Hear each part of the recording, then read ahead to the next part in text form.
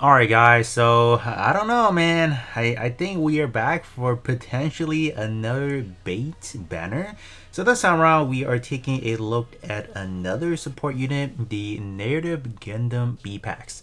So B-Packs is a support unit, and there's a saying, you summon all the support unit regardless of what it actually does, because eventually it's gonna catch up to you and be like, well, you're gonna have to use the support unit to either help you in some form of content. Well, does that hold true for B packs? I don't know. The thing I'm most concerned about global environment is the fact is this the fact that they move so fast. They drop like unit not in the correct order that was how they were intend to be released. So you bring in B packs where, on paper it looks good. It provides support to range damage, to snipers and generic and all that fun stuff. But at the end of the day, like, this is it gonna make up for the amount of damage that you are gonna spend and gonna pull for it, and then essentially gonna get replaced fairly soon.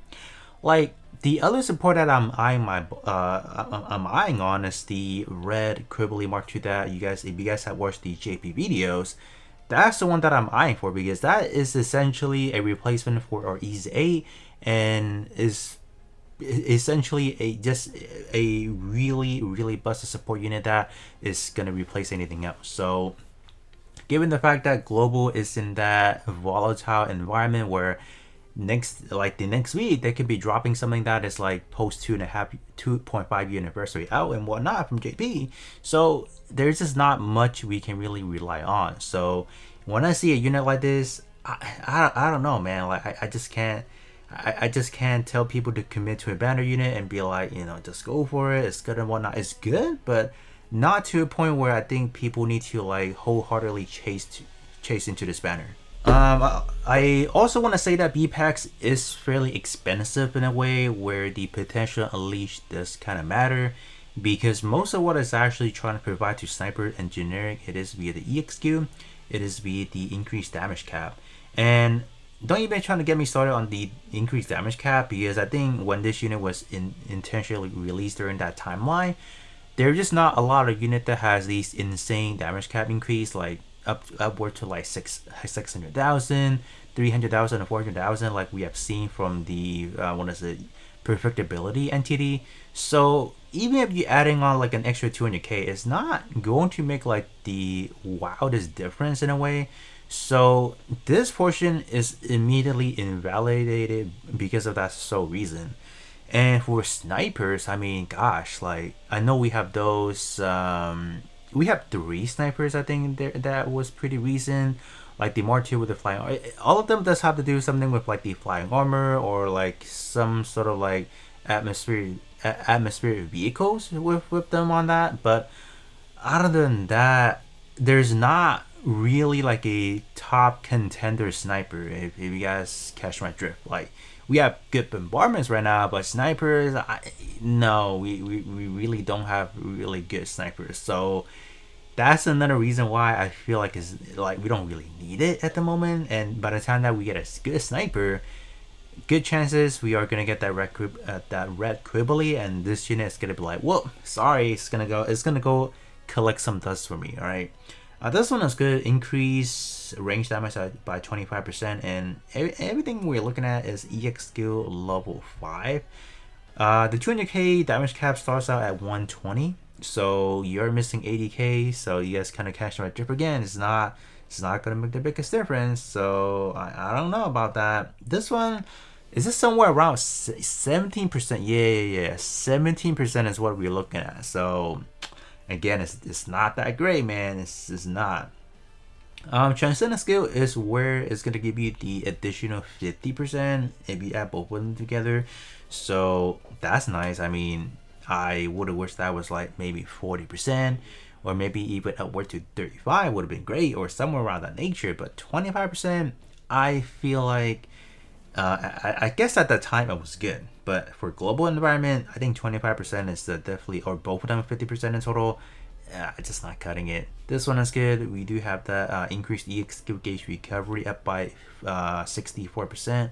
So you don't have the initial charge. So you just can't outright snipe this one and be like, all right, let's get that out. You just really can't. So yeah.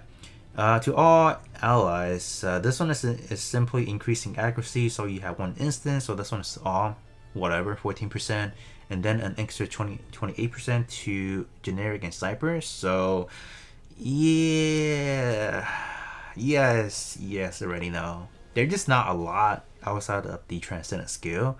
So yeah, this unit, I don't think it's worth it. I really don't.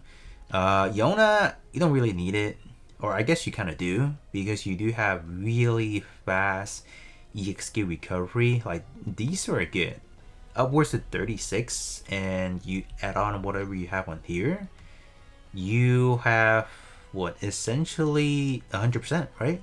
Yeah, 100%. That's good. You add more to the unit enhancement, and I think you should be able to get through like a EXK rotation really fast. Yeah, I don't know. There's just not much to talk about. This unit is definitely gonna get outdated fairly fast. And the only thing I'll say is, depending on what kind of limited banner we are getting, or depending on the enemy we're getting for clan battle, it is going to be the same color as this one, meaning the enemy is going to be purple, and we need to use a yellow, for example. This one could be coming. It could come in handy because it's going to affect Sasabi, the yellow one.